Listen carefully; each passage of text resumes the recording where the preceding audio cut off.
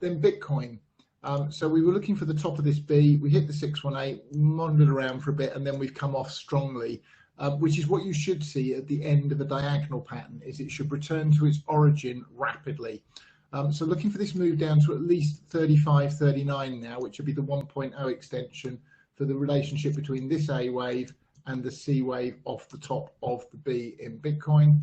And then just coming down the timescales, we'll just bring it down to the hourly chart. You can see overnight it's accelerated down, and I think somewhere, yeah, I did do it here. There's best attempts at fibbing this out. If there's the top of the B, so you've got a 1, 2, 3, 4, 5 for the initial 1, 1, 2, that looks like the 3 into the 1618.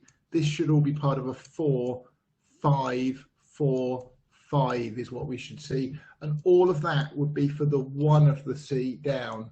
Get the 2 back that hits and holds a fib. You can short it again if you didn't short it up here.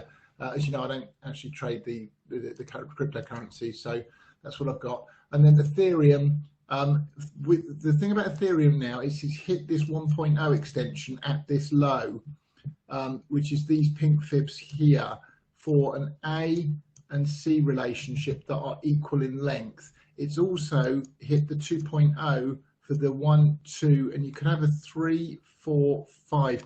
There is a possibility that you've got a low in Ethereum, so just watch that. Not really what I'm expecting. I'd expect it to drop down here to complete this, then a 4, 5 to the 138.2, which is also the 764 bottom up fib. We are below the 1.0 bottom up fib by a reasonable margin now. So the next one on that scale to look for is the 764. So that has better confluence down at this 124.94 in Ethereum.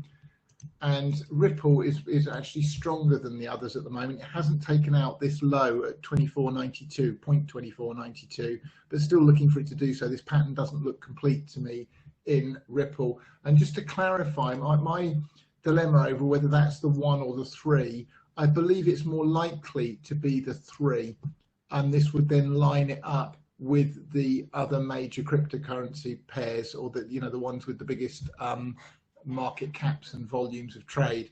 So I'm expecting it to hold the 138.2 here at 0.1095 in Ripple, and then see it accelerate to the upside in the 5th wave of the pattern. Okay, that